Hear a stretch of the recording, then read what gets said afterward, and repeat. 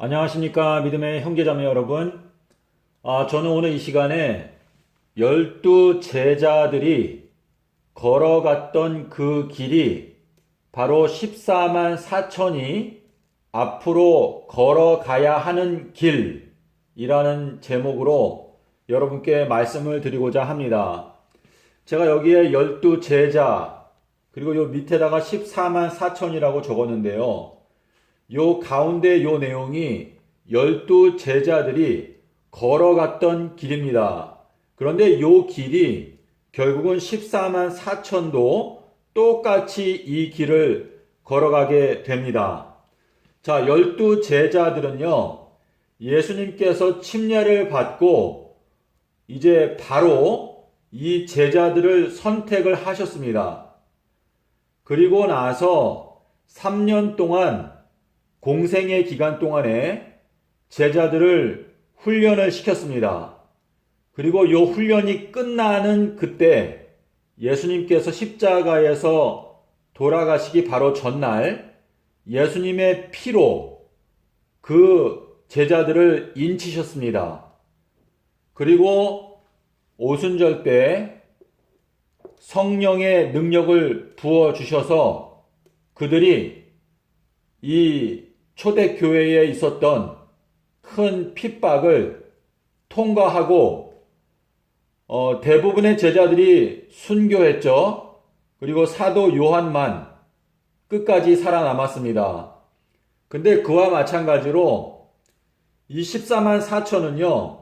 지금 현재 하나님께서 14만 4천을 선택하고 계십니다. 그리고 이제 3년의 훈련 기간은 2023년부터 2026년까지 3년 동안 4월 1일부터 4월 1일까지 3년 동안 14만 4천이 훈련을 받습니다. 요때 두 선지자가 그 책임을 맡게 될 것입니다.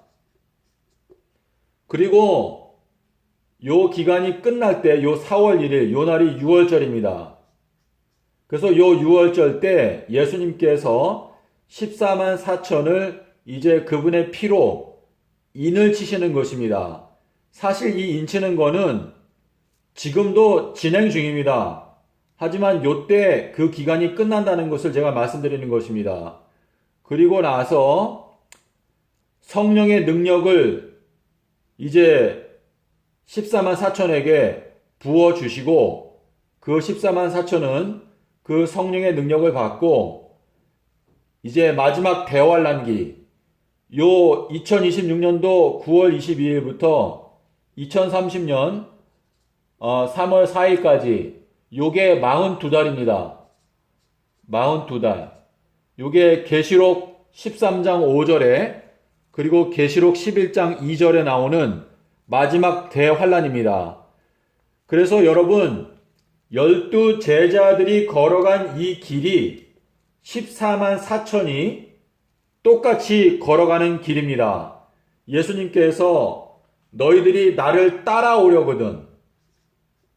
요한복음 14장 4절하고 그리고 마가복음 8장 34절에 예수님께서 너희가 나를 따라오려거든 자기를 부인하고 자기 십자가를 지고 나를 따라오라 라고 말씀을 하셨는데요.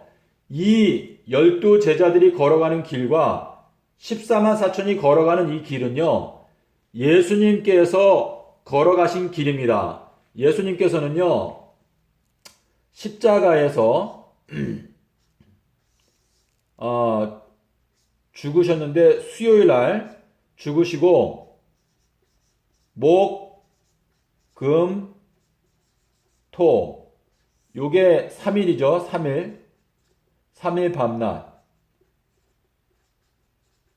그리고 일요일에 부활하셨습니다. 그런데 요 내용이 예수님께서 십자가 사건 때 걸어가신 길인데 요 3일 밤낮 요것이 바로 이 42달 동안 한때, 두때, 반때 동안에 성도들이 핍박을 받는 요 과정이 결국은 예수님께서 땅 속에서 3일 밤낮을 지내신 요 내용을 성도들이 겪는 것입니다. 그래서 여러분께서 계시록 11장 11절에 보시면요, 여기에 두 증인이 나옵니다. 두 증인. 이 두 증인은 예수님을 증거하는 두 증인입니다. 근데 이 두 증인이 죽임을 당하고 3일 반 후에 부활한다고 했습니다. 자, 예수님께서 마가복음 8장 31절에서 인자가 3일 후에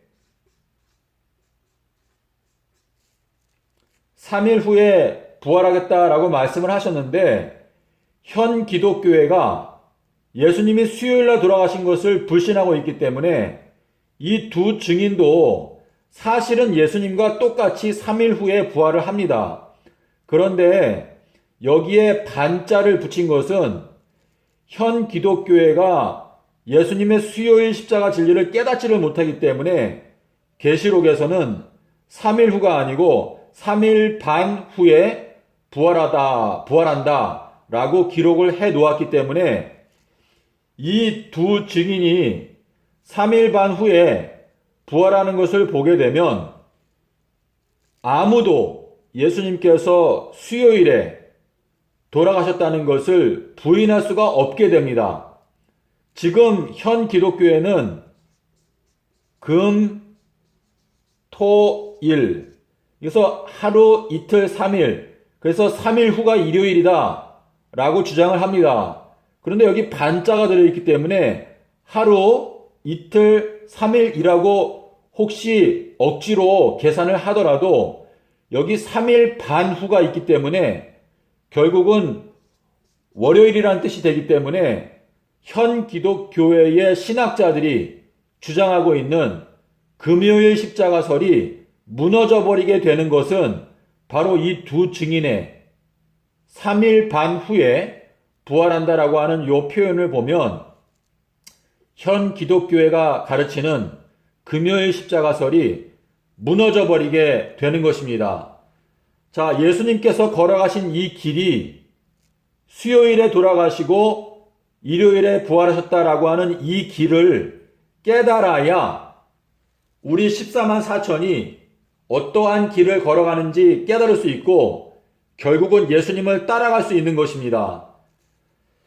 자, 그러므로 여러분께서 12 제자의 걸어간 길을 잘 연구해 보시면 지금 현재가 14만 4천을 선택하고 계시는 중이다 라는 것을 알 수 있습니다. 그런데 이 12 제자를 선택하시기에 앞서 요 12 제자를 선택하시기 전에 예수님께서는 물침례를 받으셨습니다. 물침례. 근데 물침례를 받고 올라오셨을 때 비둘기의 성령.